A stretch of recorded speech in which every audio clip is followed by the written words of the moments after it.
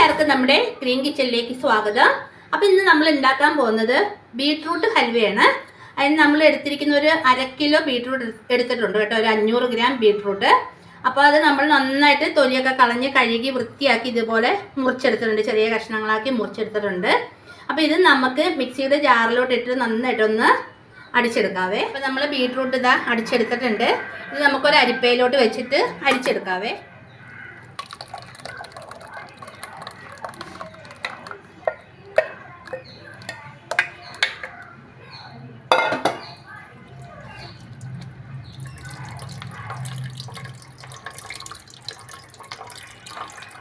നമ്മൾ ബീട്രൂട്ട് മിക്സിയുടെ ജാറിലിട്ട് അടിക്കുമ്പോൾ അതിനകത്ത് കുറച്ച് വെള്ളം കൂടെ, അതായത് ബീട്രൂട്ട് അടിച്ചെടുക്കാൻ പാകത്തിനുള്ള വെള്ളവും കൂടെ ചേർത്ത് കൊടുക്കണേ. പിന്നെ നമ്മൾ ഈ ബാക്കി വരുന്ന ചണ്ടി ഉണ്ടല്ലോ, അത് നമ്മൾ ഒന്നും കൂടെ മിക്സിയിലിട്ട് കുറച്ച് വെള്ളവും കൂടെ ചേർത്ത് അടിച്ചെടുക്കണം കേട്ടോ. അപ്പം നമ്മുടെ ബീട്രൂട്ടിൻ്റെ ചണ്ടി നമ്മൾ 2ാമത്തെ പ്രാവശ്യം അടിച്ചെടുത്തതാണേ. അത് നന്നായിട്ടൊന്ന് അരിച്ചെടുക്കാം കേട്ടോ.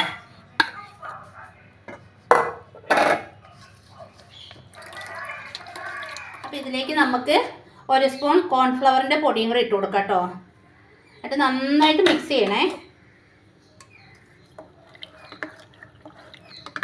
അപ്പോൾ ഇതിലേക്ക് നമുക്ക് 1 ബൗൾ പഞ്ചസാരയും കൂടി ചേർത്ത് കൊടുക്കാം കേട്ടോ. നമ്മുടെ മധുരത്തിനനുസരിച്ച് ഇട്ടാൽ മതി. എന്നിട്ട് നന്നായിട്ടൊന്ന് മിക്സ് ചെയ്യാവേ. അപ്പോൾ നമുക്കിതൊന്നും കൂടെ അരിച്ചെടുക്കാവേ. കാരണം എന്താ വെച്ചാൽ കോൺഫ്ലവറിൻ്റെ കട്ടയൊന്നും വരാൻ പാടില്ല. അപ്പോൾ നമുക്കൊന്നുകൂടെ അരിച്ചെടുക്കാം കേട്ടോ. അപ്പോൾ നമ്മൾ ഒരു ഉരുളി അടുപ്പത്തോട്ട് വെച്ചിട്ടുണ്ട്. അത് ചൂടായി വന്നിട്ട് അപ്പോൾ അതിലേക്ക് നമുക്ക് ഇത് ഒഴിച്ചു കൊടുക്കാം കേട്ടോ.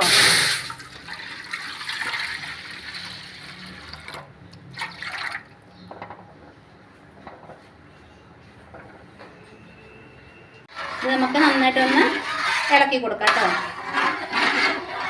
ഇത് നമുക്ക് നല്ല ടേസ്റ്റാണ്. കാരണം വെച്ചാൽ നമുക്ക് ബീട്രൂട്ട് ഒന്നും ഇഷ്ടമില്ലാത്തവർക്ക് ഓരോ ഇഷ്ടപ്പെടും ഈ ഹൽവ. പിന്നെ അത് പ്രത്യേകിച്ച് നമുക്ക് കളറും ഒന്നും ചേർക്കണ്ട, കാരണം ബീട്രൂട്ടിന് നല്ല കളറുണ്ടല്ലോ. നമ്മളൊന്നും ചേർത്തൊന്നും വേണ്ട. അതൊന്നും ചേർക്കാണ്ട് നമുക്ക് നമ്മുടെ വീട്ടിൽ നല്ല സ്വാദിഷ്ടമായിട്ട് നമുക്ക് ബീട്രൂട്ട് ഹൽവ തയ്യാറാക്കും. നന്നായിട്ട് കുറുകി തുടങ്ങിയിട്ടുണ്ട്. അപ്പം ഇതിലേക്ക് നമുക്ക് ഫ്ലേവറിനായിട്ട് നമ്മൾ കുറച്ച് ഏലക്കായുടെ പൊടി ചേർത്ത് കൊടുക്കാം കേട്ടോ. 1 സ്പൂൺ ഏലക്കാപ്പൊടി ഞാൻ ചേർക്കുന്നുണ്ട്.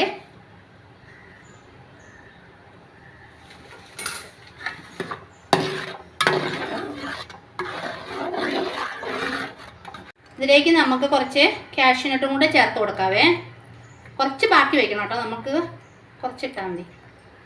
പിന്നെ അതുപോലെ തന്നെ വെളുത്ത എള്ള് ഞാൻ ചേർത്ത് കൊടുക്കുന്നുണ്ട്. 1 സ്പൂണോളം ചേർക്കുന്നുണ്ട്. അത് നന്നായിട്ടൊന്ന് ഇളക്കണം.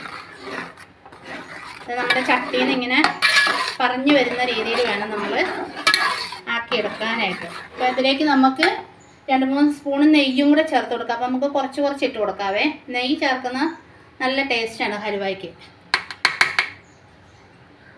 അപ്പം കുറച്ച് ഇട്ടിട്ട് ചേർത്ത് കൊടുക്കാം.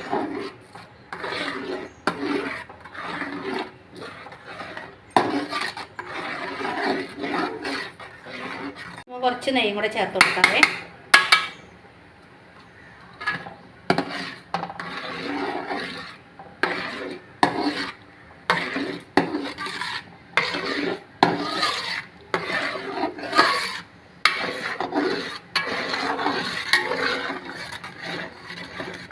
നമ്മൾ പാത്രം വെക്കുമ്പോണ്ടല്ലോ കുറച്ച് ചൂട് കട്ടിയുള്ള പാത്രം വെക്കണേ, അല്ലെങ്കിൽ പെട്ടെന്ന് കരിഞ്ഞു പിടിക്കും.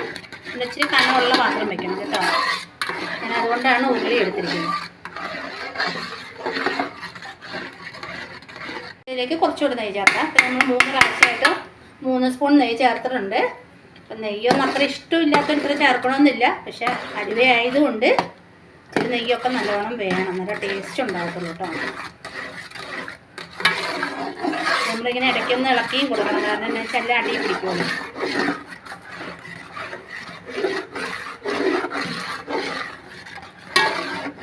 അപ്പം നമ്മുടെ ഹലുവയൊക്കെ നല്ലോണം കുറുകി ഒന്ന് റെഡിയായിട്ടുണ്ട്. അപ്പം നമ്മൾ നന്നായിട്ട് കുറുകി വന്ന് തുടങ്ങുമ്പോൾ നമ്മൾ തീ ഒന്ന് സിമ്മിലോട്ട് ഇട്ട് കൊടുക്കണം കേട്ടോ, അല്ലെങ്കിൽ കരിഞ്ഞു പോവേ. അപ്പോൾ ഇതാ നന്നായിട്ട് വിട്ടൊക്കെ വരാൻ തുടങ്ങിയിട്ടുണ്ടോ, നന്നായി വിട്ട് തന്നു. അപ്പോൾ നമുക്ക് ഇതൊരു പ്ലേറ്റിലോട്ട് നമുക്ക് മാറ്റാം കേട്ടോ. അതിനായിട്ട് ഇതേ നമ്മൾ ഒരു നെയ്യൊക്കെ പരട്ടിയ ഒരു പാത്രം വെച്ചിട്ടുണ്ട്. ഇതിനകത്ത് നമ്മൾ നന്നായിട്ട് നെയ്യ് പരട്ടിയിട്ടുണ്ട്. അപ്പോൾ ഇതിലേക്ക് നമുക്ക് മാറ്റി വയ്ക്കാം. ഇതിന് അടിയിലോട്ട് കുറച്ച് നട്ട്സും ഒക്കെ ഇട്ട് കൊടുക്കുന്നുണ്ട്. അതുപോലെ കുറച്ച് വെളുത്ത എള്ള കേട്ടോ, അത് നമുക്ക് ഇട്ട് കൊടുക്കാം. ഭംഗിക്കാട്ടോ, ഡെക്കറേഷനാണ്. ഓക്കെ, ഇതിൻ്റെ മുകളിലോട്ട് നമുക്ക് കുറച്ചുകൂടെ കാഷ്യൂനട്ടൊക്കെ ഇട്ട് ഭംഗിയാക്കാവേ. അതുപോലെ തന്നെ കുറച്ച് എള്ളും കൂടി ഇട്ട് കൊടുക്കാം കേട്ടോ.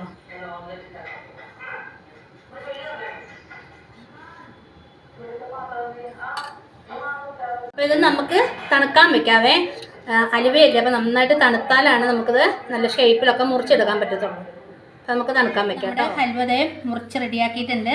നല്ല ടേസ്റ്റാണ്. അപ്പോൾ നമ്മളത് കളറൊന്നും ചേർക്കാണ്ട് നമ്മുടെ വീട്ടിൽ തന്നെ ചെയ്തെടുക്കുന്നതാണ്. അപ്പം നമ്മുടെ കുടുംബത്തിലുള്ളവർക്കൊക്കെ വളരെ ടേസ്റ്റായിട്ട് നമുക്കൊരു ഹൽവ ഉണ്ടാക്കി കൊടുക്കാൻ പറ്റും. വളരെ എളുപ്പത്തിൽ ചെയ്യാവുന്നതാണ്. അപ്പോൾ എല്ലാവരും ഒന്ന് വീട്ടിൽ ട്രൈ ചെയ്ത് നോക്കണം കേട്ടോ. അപ്പോൾ നമ്മുടെ വീഡിയോ ഇഷ്ടപ്പെടുകയാണെങ്കിൽ ഒന്ന് ലൈക്ക്, ഷെയറും സബ്സ്ക്രൈബ് ചെയ്യാൻ മറക്കല്ലേ.